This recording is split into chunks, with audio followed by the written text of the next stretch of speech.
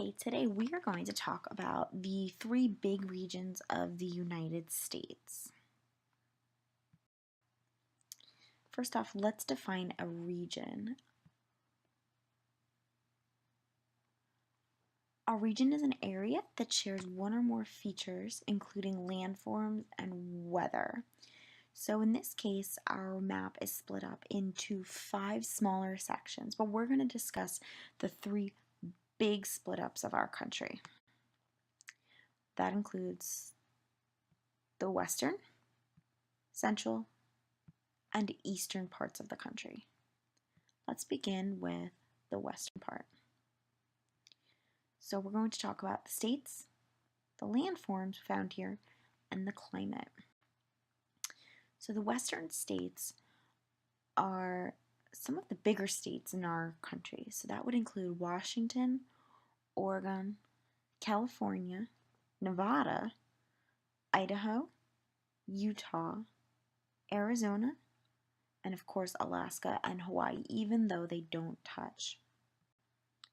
Some of the big landforms that we find in the western part of the country are mountains, deserts, and canyons. So for the mountains, one of those examples would be the Rocky Mountains, some of the most beautiful mountains in the entire country. For the desert, we have Death Valley, which is located in California, one of the hottest places on earth. And the canyon, of course, the Grand Canyon. The climate in the western part of the United States is very different because there are very different temperatures in each of the states. So I broke it into 2 different sections, one being the Northwest and one being the Southwest. Typically the Northwest, Washington, Oregon, Northern California, are wet and cooler most of the year, whereas the southwestern part of the country is typically hot. Now let's talk about the central region, the states, the landforms, and the climate.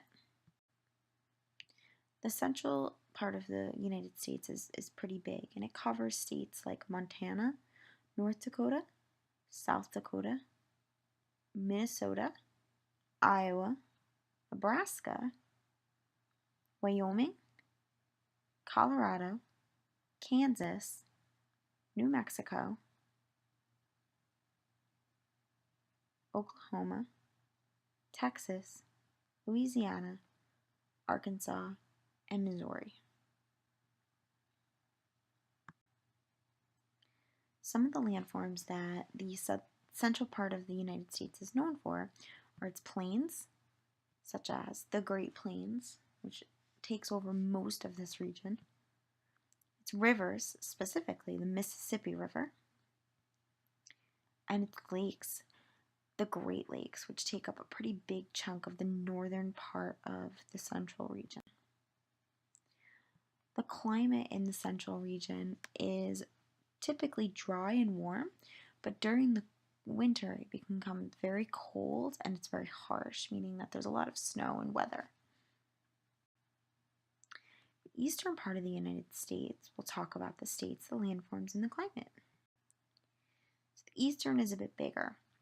In the eastern part, we have what's known as New England and the Mid-Atlantic on the eastern coast.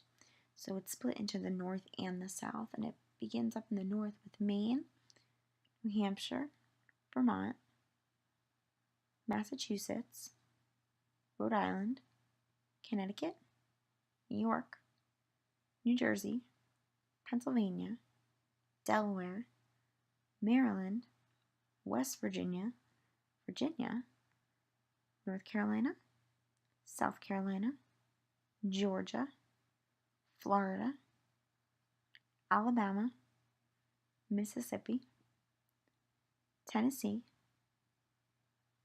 Kentucky, Ohio, Michigan, Indiana, Illinois, Wisconsin. Now, many people might consider states like Wisconsin, Illinois, Indiana, Michigan more of central states, so you might see that some of these states will overlap into certain regions depending on where they came from. Can get a little crazy. Some of the landforms that the eastern part of the United States is known for are its mountains, specifically the Appalachian Mountains, coastal plains. New Jersey is a big place for New Jersey coastal plains.